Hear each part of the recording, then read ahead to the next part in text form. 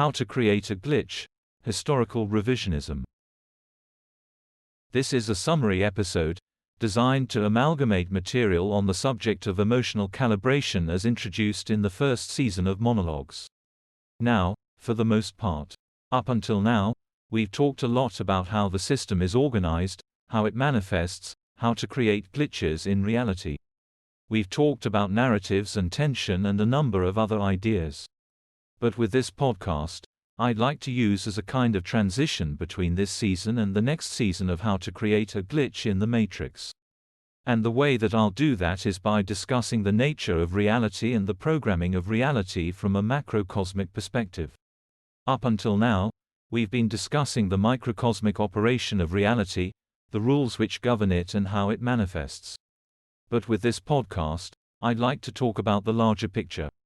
Now, the first thing I'll have to say is that the same principles which underlie the microcosmic aspects of reality, so narrative, tension, the four principles, substitution and displacement, polarity, union and conservation. All of those ideas, which apply to the microcosmic world, also apply to the macrocosmic world. But you have to look at them from with a wider lens to understand how they impact sociality. Now, early on in the podcast, I discussed how a simple choice, such as refusing to take off one's jacket in a hot and humid room, can alter the bounds of sociality and undermine the ordinary expression of meaning. So, what are essentially non-conformist or, in some ways, antisocial behaviors can undermine the ordinary operation of a social exchange and expose the unusual beneath it. That being said, you could also look at the question of whether or not to say take off your jacket in a hot and humid room filled with other individuals also having taken their jackets off from the standpoint of trends. And this idea is that when social circumstances create patterns of behavior, it manifests as a trend, and it's more accessible to discuss this manifestation as a trend for the purposes of the microcosmic view of things. So, if we look at trends on a larger scale, we can say that we know that trends historically will replicate or eternally recur. We know that over the course of many years in a society, historical trends tend to reoccur periodically. The question is whether or not that is directed or undirected process, and I would submit that it is a directed process, a manifestation of the programming of this reality. And the way that I'll explain it is that trends, media, movies, film, theater, all the various manifestations of art reflect the times in which they originally were generated. So, for example, if you look at society right now or even on a microcosmic perspective, if you look at the way an individual dresses in, say, the year 2021, that manner by which they dress on any particular day is going to be a reflection of a style which was prevalent during a certain era. And the impact of replicating a style which belongs to a particular era in the past is a recapitulation of the social circumstances of that earlier manifestation of the style. So effectively, what I'm saying is individuals are calibrated by anchored emotional memories, which are embedded in the unified mind of the consensus reality. So basically, when an individual makes a choice to replicate a trend or style or an artistic subject, they are making a conscious decision to calibrate their mind and the reality which they inhabit to a particular day, in a particular time or in a particular location. So, let's say an individual decides in 2021 to start a trend of wearing bell-bottom jeans. That trend, if it catches on, will calibrate the population to a particular era in the history of Western civilization or even Eastern civilization, any civilization which manifested that style at a historical period. So, if you create that trend, let's say the last time it was prevalent was the 1970s. The 1970s were an era of high inflation, of issues with oil, of wars in certain areas, of economic stagnation, etc., etc. So, you're linking the trends of history to a particular style which then becomes a trend which then manifests the anchored factual events of the last time that that style was prevalent.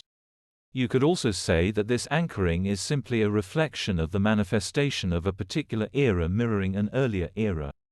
And I won't say that that's not the case, but what I am saying is that for the purposes of my thesis and the thesis of this podcast, it only makes sense to look at it as a directed process and as a directed process. It makes sense that the incidental choices that we make with our style, with our media choices, our consumption choices are all ultimately drawing us back to a time in the past and recapitulating those ideological conflicts of that era in the present moment. So, in other words, on a macrocosmic scale, society is directed by calibration, and it's directed by calibration, using trends in the arts and in media. And so, ultimately, the pattern, which is revealed by this is one of eternal recurrence.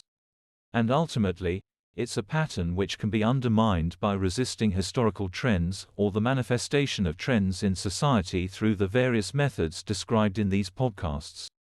So, on a macrocosmic scale, resisting trends or recapitulating trends which counter the trends of the present is the most effective way from that standpoint to assist in creating a glitch in the matrix.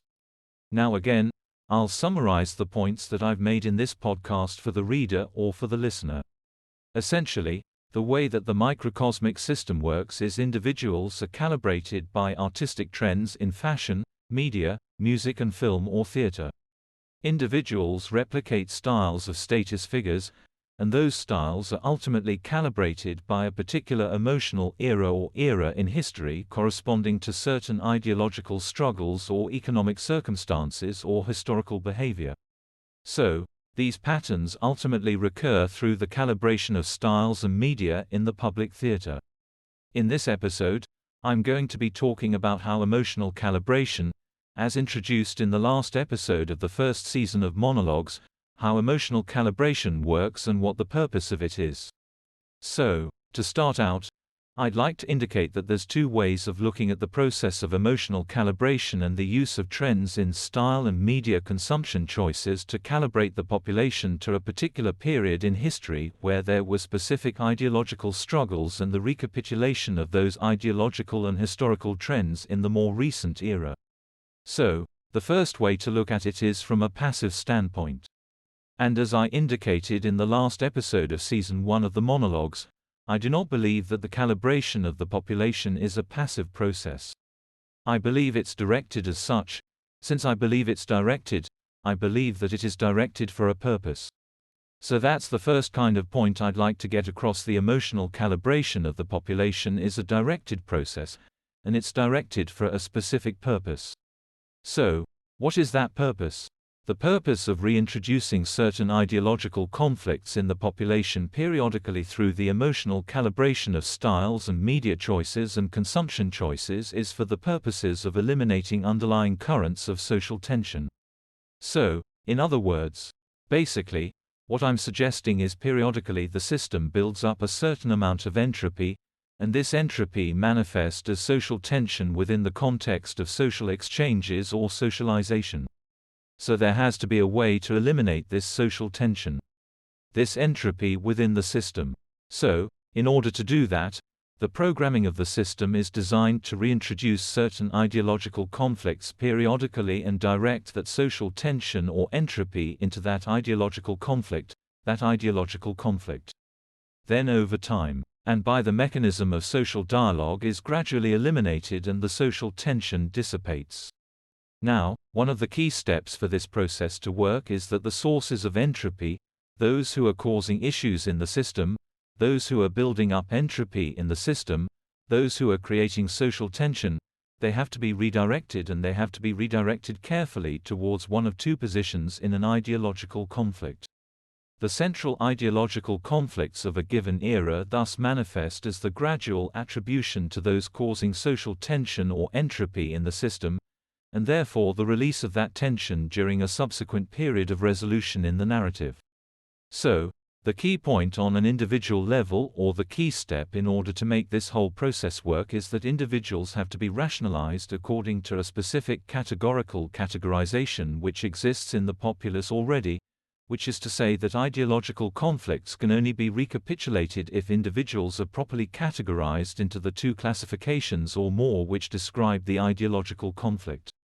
What this means in practice is that individuals will find that if they create entropy in the system, they're going to be socialized to describe that entropy or that tension that they create into set categories which have been set aside for them, as set out in the emotionally calibrated ideological struggle identified and implemented through the emotional calibration of media and fashion.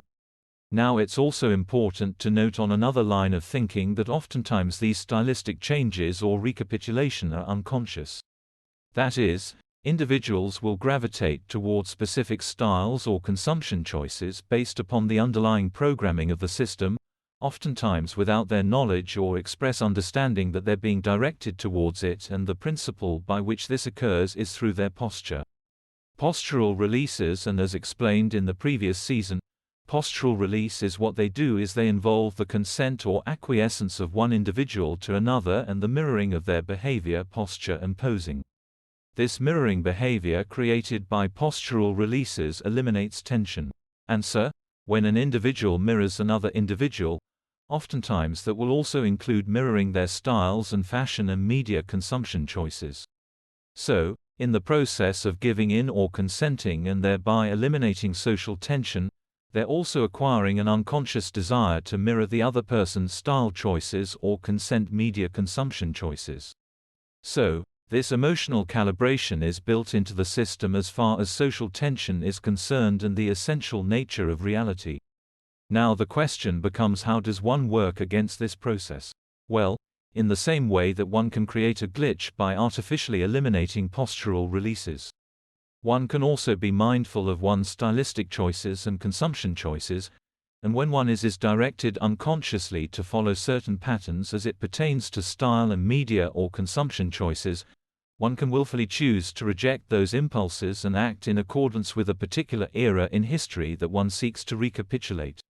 So, for example, let's say one seeks to recapitulate a specific style in the past 30 years for the purposes of identifying certain ideological struggles and bringing those out in society.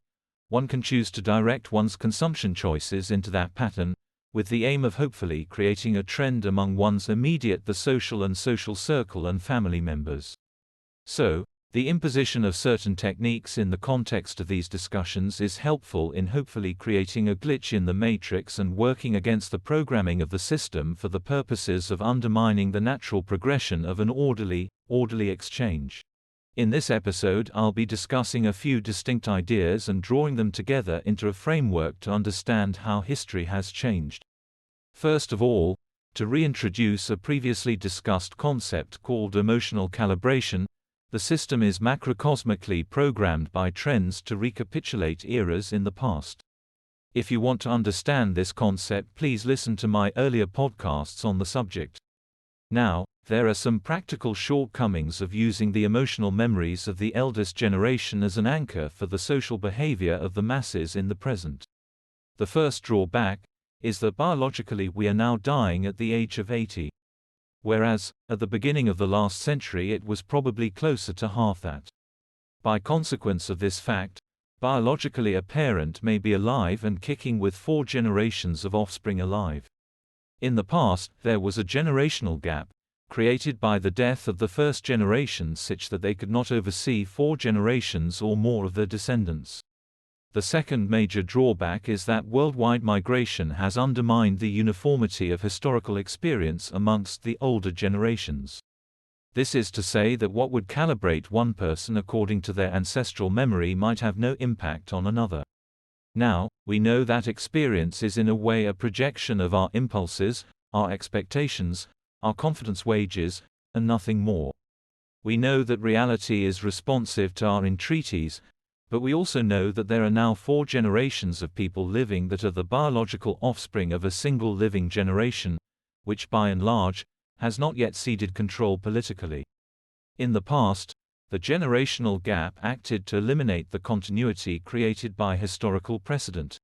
But now there is no such blind spot in history and the boomers can just keep cycling us through the same eras and trends again and again.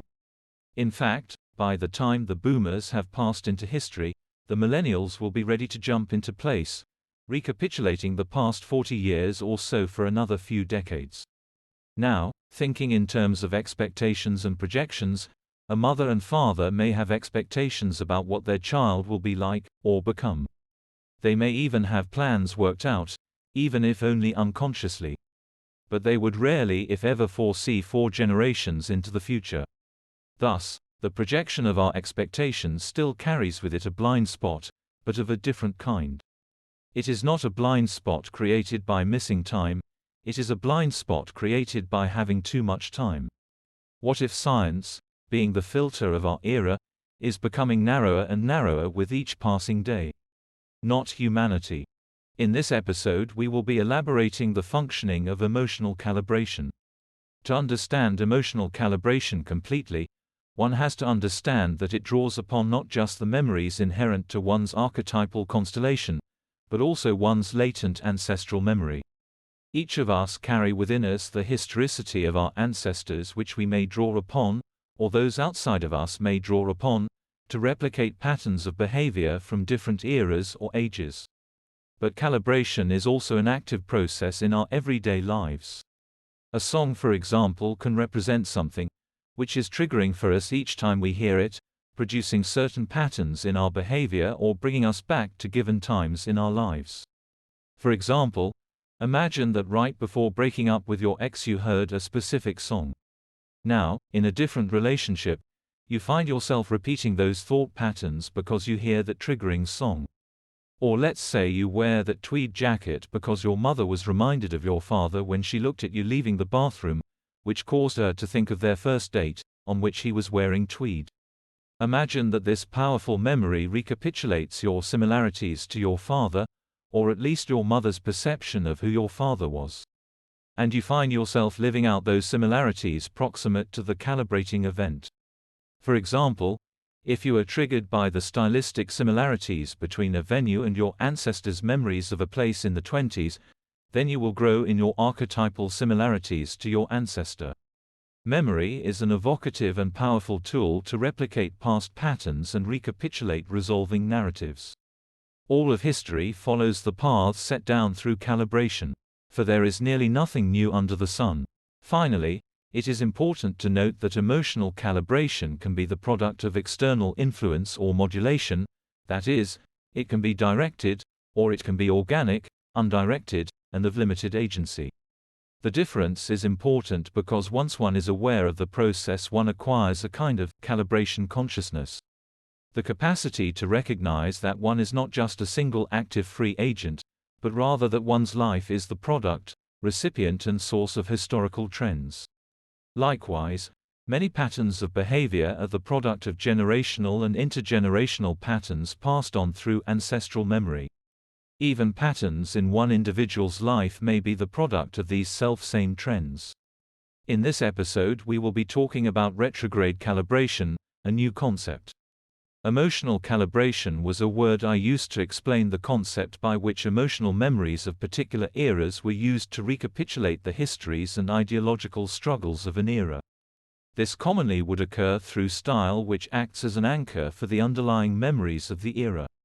So, for example, as a directed process, individuals will be directed to recapitulate, say, the 70s by returning 70s style to prevalence. Retrograde calibration involves the use of triggers to recapitulate an era within the ancestral history of an individual. Rather than collectively calibrating the populace to a common memory, retrograde calibration will have the effect of drawing out and reliving memories that are ancestral, which has an effect of resetting the individual to that identity. The person may experience a historical era as a living thing during this episode, which will return them to a state of fidelity to their roots. The presence of triggers for these memories will coincide to the extent that these living eras remain embedded in the present. They will remain living eras to the extent that they were not completely expunged by historical genocides. As another example, let's say that Marianne sees someone replicate a gesture which triggers a memory of a Gnostic ritual performed by her ancestor, prior to being forcibly converted by the Catholic Church. This will trigger an experience which may last a moment or an hour, during which she will experience the feelings of her ancestor directly. She will find herself preoccupied with thoughts or reminiscences over Gnostic ideas. These triggered ancestral memory experiences play out as direct overlays upon the experiences of the individual. Others will take on archetypal roles in the narrative and will direct the conversation in such a fashion so as to accentuate the reliving of the memory. In fact, it is accurate to say, as Philip K. Dick in fact did, the empire never ended. Just as it is accurate to say that the Exodus continues to this day. The point is that time is elastic. Eras don't necessarily stay in the past, nor the future beyond the present. Now, a web of association must have two dimensions to it. In the first, it must have an ideal component, a numerical component, and in the second, it must have a narrative component. Both must be intermingled and so embedded.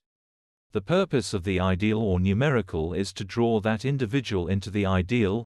The purpose of the narrative is to draw the individual back into social experience. Narrative does this by acting as an overlay upon the present experiences of the individual through examples such as given with regards to retrograde calibration.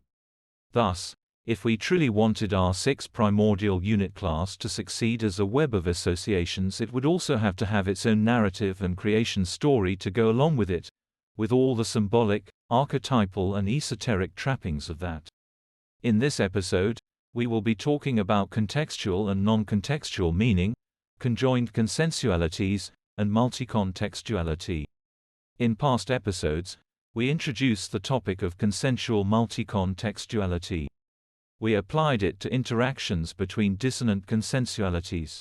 Essentially, the point was that when two dissonant consensualities interact, it begins a dialectical degeneration of one of the consensualities, with a puncturing initiated by spatial non-consensuality, followed by the contextualization of the dissonant consensuality.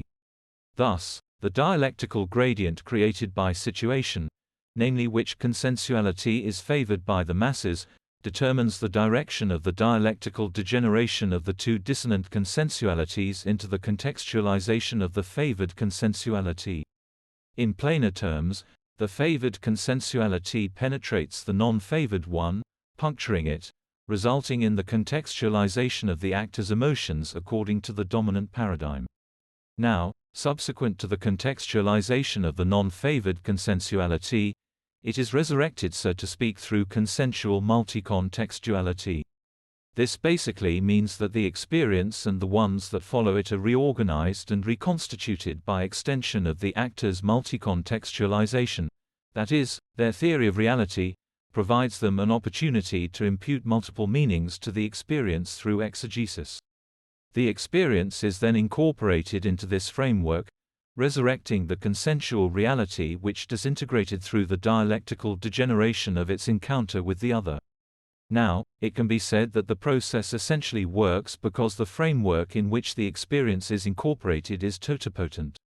It is discrete meaning, minute. In other words, there are a great many contexts or experiences which it can rationalize. Contextual meaning, on the other hand, is bulky, unwieldy, applicable only to the very personal context in which it originates. The difference between these two forms of meaning, contextual and non-contextual, or multi-contextual, is almost organic.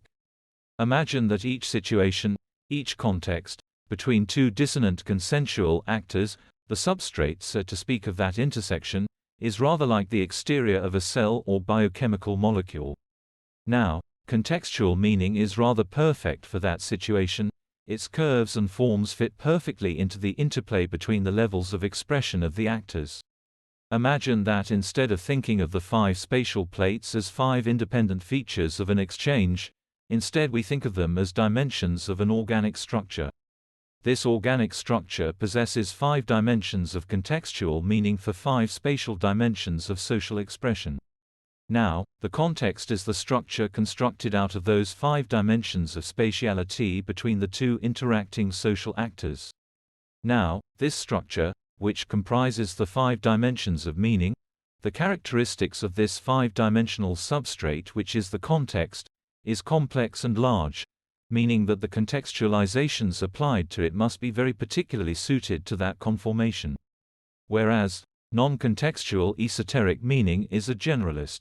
It finds its way into a multitude of contexts, because it is nimble and small.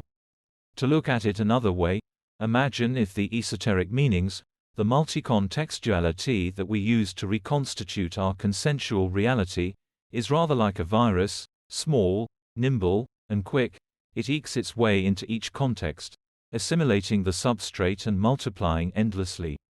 The contextual meaning is rather like a bacteria, or single-celled organism. It requires exactly the same contexts to duplicate itself. This comparison shows us that our ability to generate a multi-contextual meaning from our experiences, the re-rationalization of context in the face of dialectical degeneration, enables our thought processes to expand into new territory, new contexts, new ideas, while adapting itself to each new situation in which it finds itself. Contextual multi-contextuality is adaptive, truly adaptive, whereas contextualization is inert, restricted, and unidimensional.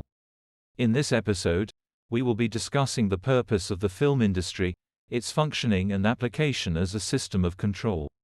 We will also be reconceptualizing the tonic-dominant relationship according to consensuality and non-consensuality. The film industry is the major system of control within the simulation. It completes this task by eliminating social tension caused by internal ideological conflicts. The manner by which it does this is through proxy archetypes, characters, designed to represent a particular ideological antagonist, who, through the narrative, finds that ideological tension ultimately exposed and dissipated by the resolution or climax of the story. To explain this another way, imagine you are going through your day, and you have a terrible day, filled with social anxiety about the upcoming election due to your political leanings. Netflix knows what films you have watched in the past. In fact, it knows precisely at what time of the day you watched them, as well as receiving information from other apps and social media companies. It uses all of this information to identify your self-attributions, which it uses to recommend a particular film which resolves the social tension through the hubris or apotheosis of the character in the film. That is to say, AI chooses a film for you based upon your internal ideological struggle, which then resolves that struggle subliminally through the resolution of the tension in the narrative form. Now, this all suggests a few things. 1. Movies are being produced based upon self-attributions, not arbitrary industry conditions. The production houses mandate a certain number of preconceived characters with given self-attributions so as to ensure the full spectrum of ideological conflicts can be resolved through the narratives of the produced films. Imagine, it is as if there is a spectrum of ideological conflicts, like a spectrum of light, which provides the pigeonholes for each type of character of varying class, race, sexual orientation, religion, etc. All of these pigeonholes are then provided narratives, or written into narratives, so that for each type of ideological conflict, the resolution of the climax of the narrative in the film undermines expression of that conflictual impulse. Thus, our consensual reality is constructed out of the architecture of the film business. Its business plan is our model, i.e., how many films of each area, how many characters of each persuasion. The library of content available to the system determines its effectiveness in ensuring we don't run afoul of societal norms as a result of ideological undercurrents in the system. In fact, this process is simply a pure manifestation of emotional calibration expressed in Season 1, Episode 9, Season 9, Episode 2, and Season 11, Episode 4. These episodes discuss emotional calibration as the mechanism through which society is calibrated to a specific age in history. But the calibration of the film industry is more individualized, micromanaging the ideological conflicts into self-attributions that can be resolved individually instead of through collective action. There are of course other methods of self-control as well as emotional calibration through films and style, such as the use of subliminal sexual imagery to desensitize for the purposes of calibrating the disgust sensitivity of the viewers, which is closely aligned with the person's position on the political spectrum. Now, the second topic we would like to discuss is the tonic-dominant relationship from the standpoint of consensuality and non-consensuality. Emotional calibration is used to generate a consistent consensuality. But in the tonic-dominant relationship, only the tonic's impulses are met, which means that the dominants are relegated or subducted into their unconscious, or shadow self. This means that emotional coupling, The tonic-dominant relationship brings the tonic's impulses out of their shadow self and pushes down the impulses of the dominant into their shadow self. In this episode, we will be discussing how emotional calibration is a system-wide application of contextual multi-contextuality. This enables a particular reorganization of an ideological conflict between an in-group and an out-group. Now, emotional calibration was described as the use of media, consumption choices, style to recapitulate an era in the past by triggering common emotional signposts or anchors in the populace. Emotional calibration can be used on the microcosmic scale to produce adjustments in the behavior of others. Emotional memories are linked to ideological struggles joined to particular eras, which are then recapitulated in the populace to drain the system of entropy. Up until now, we have been talking about emotional calibration as if the substrate, or memory, is inert, not subject to the ideological whims of the calibrator. But that is often not the case. The use of multi-contextuality shows us that a consensual reality can be resurrected after the fact of its dissolution through the application of a technique of exegesis. Thus, when a consensuality meets a dialectical opposite within a system, a dissonant consensuality, whichever is favored by the majority, will dialectically degenerate its opposite. Only through the use of multi-contextuality, applying multiple meanings to the experience, multiple narratives, can that dissonant consensuality be resurrected. Emotional calibration is usually used within an in-group to calibrate system members' behaviors. That is, they share a common history, which enables them to promulgate their self-attributions through the generations. They share a history, a story, a narrative, with common signposts, ideological struggles, heroes and archetypes. Emotional calibration is thus frequently a mechanism for the perpetuation of a history, as something inert and undirected. But what if the emotional memories of one in-group contrast those of another in-group? What if there is some necessary conflict between the two? In other words, emotional calibration can produce contrary narratives when individuals are part of the same in-group at a later date. The reinterpretation of history, flipping the ideological heroes of past eras, flipping the narrative, means that the use of memories from the past within an in-group may result in the inversion of the narrative. Thus, to give you an example, Person A is the descendant of Person B. Person C is the descendant of Person D. Person B and Person C had a conflict in the past. Person B was the victor at the time, but Person D never admitted defeat. Person C obtains power in the present and he applies multi-contextuality to say that Person D actually won the conflict, which was stolen from him because of the bias of the judges. Thus, Person B cannot calibrate using the memory of his victor over D, without generating claims of bias by C. Emotional calibration is thus an inert tool which enables the directing of entropy into an ideological conflict, but that says nothing of the importance of multi-contextuality in promulgating a particular narrative associated with the emotional memory. Since we know that the majority will hold the title of the in-group, we know that their emotional calibration will dominate the narrative.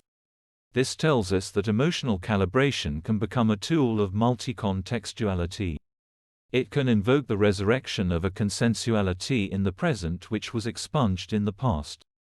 Consensual multi-contextuality can be applied to society en masse through the application of a reinterpretation of history.